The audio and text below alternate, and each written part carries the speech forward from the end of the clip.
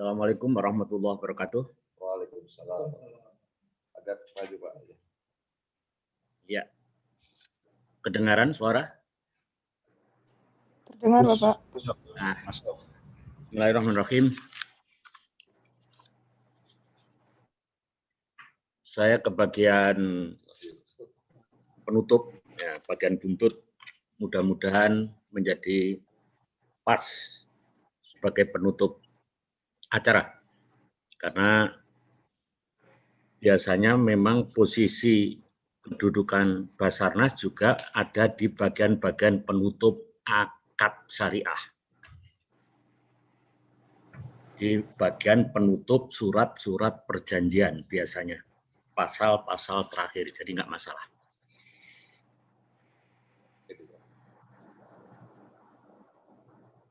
Bahwa Majelis Ulama Indonesia, kita ketahui di awal-awal ramenya pertumbuhan ekonomi syariah di tahun 90-an, salah satu diskusinya bahwa kalau terjadi pertumbuhan perkembangan sistem ekonomi syariah dan ketika itu adalah bank Islam atau bank syariah, kemudian menjelma menjadi kesepakatannya adalah Bank Muamalah Indonesia. Nah, kalau dalam forum itu diskusinya, kalau nanti bank-bank syariah sudah tumbuh dan berkembang, akadnya syariah, produknya syar'i, nah kalau terjadi sengketa, kemana diselesaikan? Nah, pertanyaan itu muncul dalam diskusi-diskusi tahun 92-93 itu. Salah satu peserta diskusi kemudian memunculkan jawaban, ya kita berpijak kembali kepada pasal 2 aturan peralihan Undang-Undang Dasar 45, bahwa peraturan perundang-undangan zaman Belanda masih bisa dipakai sebelum ada penggantinya. Maka kita merujuklah pada saat itu kepada Resvordering, yang pada saat itu kita semua tahu berpijak pada aturan peralihan Undang-Undang Dasar 45, pasal 2 aturan peralihan, bahwa hukum Belanda tadi masih bisa dipakai. Nah, kenapa pakai arbitrase? Karena di dalam sistem arbitrase secara umum ada pilihan hukum. Jadi, kalau arbitrase sebagai lembaga penyelesaian sengketa itu merupakan choice of forum, pilihan forum penyelesaian, tapi dalam sistem arbitrase itu sendiri ada choice of law, yang kemudian oleh Undang-Undang 30 dirumuskan di pasal 56 ayat 2. Nah, atas dasar itulah maka Badan sepakat diskusi-diskusi di MUI akhirnya melahirkanlah Badan Arbitrase Muamalah Indonesia. Terus Next, ya. Terus Next. Ya, jadi itulah kelahirannya. Terus jadi nama Badan Arbitrase Syariah Nasional yang kemudian diubah menjadi Badan Arbitrase Syariah Nasional, sudah bisa dibaca. Nah, dasar hukum kemudian setelah lahirnya Undang-Undang 30 sebagai pengganti dari Resvordering Statbat 1847 pasal 615 dan 651, maka dinasionalisirlah undang-undang itu menjadi lengkap diatur oleh oleh Undang-Undang 30 tahun 99 tentang. Kemudian di samping pasal 56 ayat 2 tentang pilihan hukum, juga kita melihat merujuk kepada Al-Qur'an, surat Al-Hujurat ayat 9. Wa in ta'ifatani minal mu'minat tatalu fa aslihu bainahuma. Jadi jika terjadi sengketa di antara kalian orang-orang yang beriman, pengertian perang itu tidak mesti, atau sengketa itu belum tentu perang, maka damaikanlah keduanya. Kemudian di dalam An-Nisa itu sengketa memang sengketa suami istri. Nah, ini ada catatannya, tahkim dalam lingkungan suami istri saja dibenarkan. Nah, maka sudah barang tentu dalam sengketa-sengketa yang lain termasuk hak-hak pribadi juga diperbolehkan dengan metode analog atau kias. Terus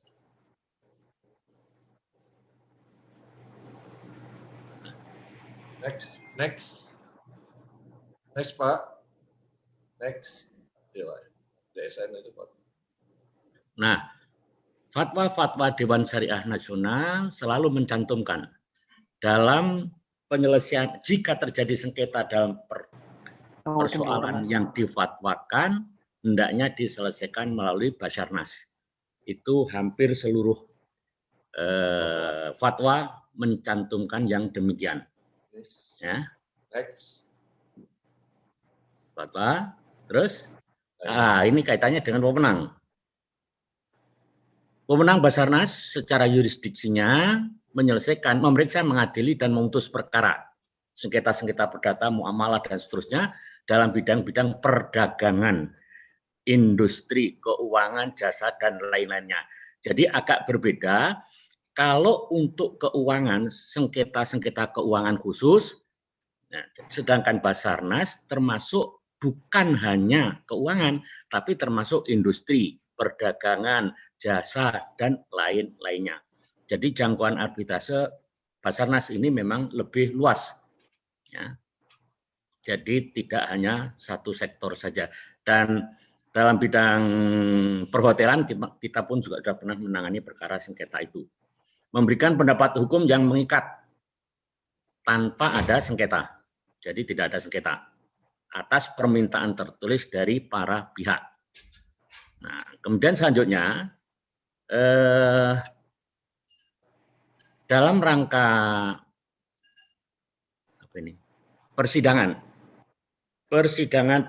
di dalam Basarnas, ya, ini yang agak berbeda dengan di pengadilan negeri maupun PA. Pada dasarnya sidang-sidang dilaksanakan tertutup untuk umum, sehingga aib-aib, kejelekan, kelemahan para pihak tidak diobral kemana-mana. Nah, ini yang tentunya lebih islami. Ya, lebih islami. Kemudian persidangan dilaksanakan sesuai dengan peraturan prosedur yang ada. Nah, ini sekaligus barangkali tadi menjawab pertanyaan dari Prof. Beni, bahwa di Basarnas sejak awal Pak sudah ada yang namanya peraturan prosedur beracara. Jadi bagaimana mulai proses pendaftaran perkara, biaya perkara, yang ini sekaligus menjawab tadi, biaya perkara pada dasarnya diatur ditentukan secara prosentase dari nilai perkara dengan prosentase berbanding terbalik. Makin tinggi nilai gugatan, nilai permohonan, istilahnya kita pakai bahasa permohonan, kalau di pengadilan gugatan. Nah, makin tinggi angka nominal nilai gugatan, nominal prosentasenya makin kecil. Dan sebaliknya, itu ada di peraturan prosedur di kantor Basarnas. Jadi persidangan tetap mengacu pada peraturan prosedur beracara yang berlaku di Basarnas dan sudah beberapa kali mengalami penyempurnaan perbaikan-perbaikan.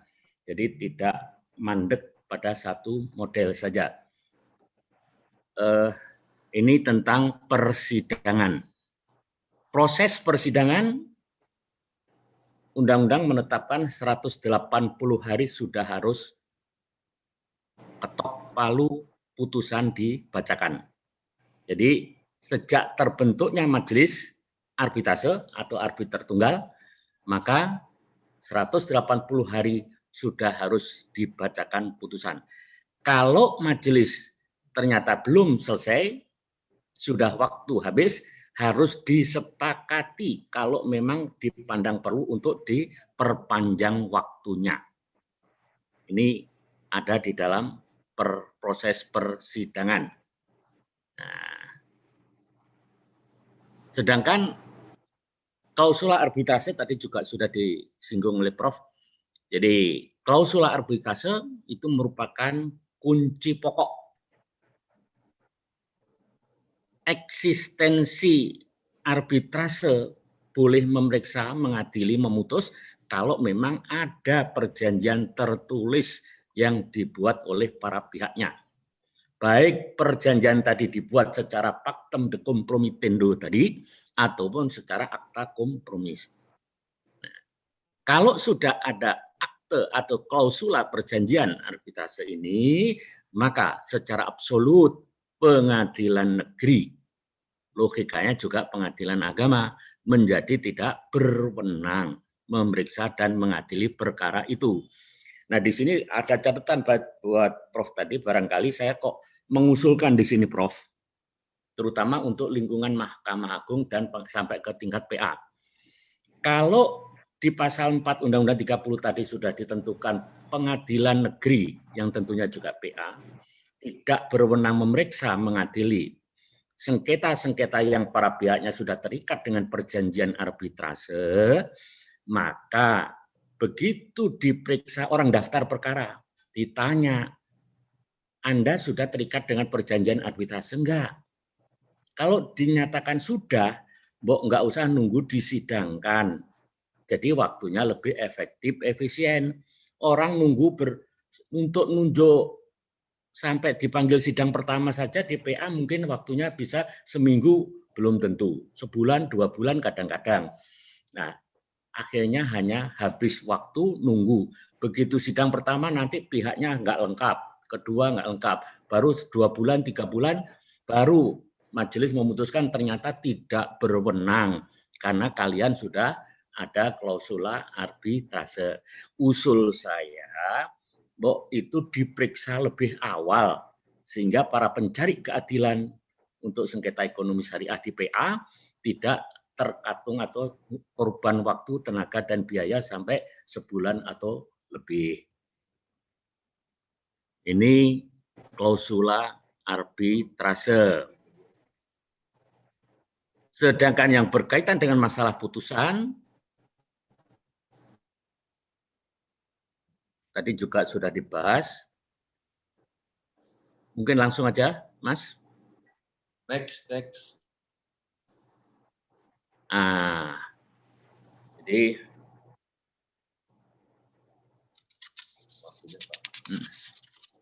ada beberapa sistem arbitrase ini memang sangat menguntungkan bagi orang-orang yang punya etikat baik dalam penyelesaian sengketa.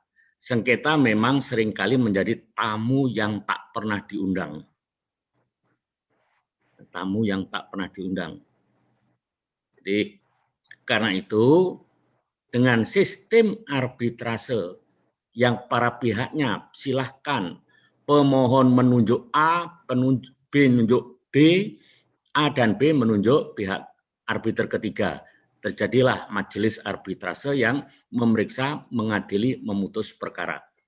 Tapi juga bisa A dan B tadi menunjuk X, sepakat menunjuk X untuk jadi arbiter tunggal. Nah, arbiter di Basarnas, alhamdulillah sudah lama terdaftar, ada, dan ini memang juga dalam rangka berkesinambungannya arbiter senior dan yang sudah lebih senior lagi untuk kepada yang junior sesuai dengan persyaratan Undang-Undang 30. Nah, arbiter Basarnas juga arbiter yang harus memenuhi persyaratan Undang-Undang 30. Ada plusnya. Nah, kalau di Bani, Bakti, Babmi mungkin tidak ada plusnya. Plusnya arbiter Basarnas adalah, dan itu ketetapan MUI, dinyatakan bahwa arbiter Basarnas adalah seorang Muslim yang taat. Muslim yang taat. Itu kelebihannya. Terus, waktunya 2 menit lagi. Waktunya sudah putusan final and binding, jadi sudah oke. Ada beberapa kelemahan. Kalau yang kalah tidak dengan sukarela melaksanakan isi putusan, terpaksa deh eksekusinya minta ke pengadilan. Nah, di sini terpaksa pengadilan cawe-cawe lagi. Ya. Tentang pembatalan putusan, tadi juga sudah disinggung di pasal 70 Undang-Undang. Terus apalagi nih? Masih ada next? Sudah habis? Ini, jadi di sini jelas bahwa sistem arbitrase syariah yang ini cocok dengan budaya Indonesia, masyarakat kita itu sebenarnya senang menyelesaikan sengketa-sengketa melalui sesepuh desa. Orang yang dituakan di lingkungan itu sering diminta untuk menyelesaikan sengketa-sengketa apa saja yang ada. Nah, ini rumusan arbitrase ini sudah lebih pada bentuk hukumnya. Jadi bagi orang-orang yang beriman, yang dipanggil oleh Allah untuk menjadi muslim secara kafah, bisnisnya, pilihan bisnisnya sesuai dengan syariat, akad-akadnya sesuai dengan syariat, ya, jika terjadi sengketa juga diselesaikan secara syariat Islam juga, yang penyelesaiannya akan lebih cepat karena tidak ada banding dan kasasi kalau melalui Basarnas. Kalau lewat PA ada banding, ada kasasi. Itu bedanya. Ya, tentu wajar kalau orang dagang ingin bisnis itu semuanya serba cepat, pasti, dan terukur secara hukum. Nah, itulah yang dilakukan oleh Basarnas MUI. Semoga bermanfaat. Ya.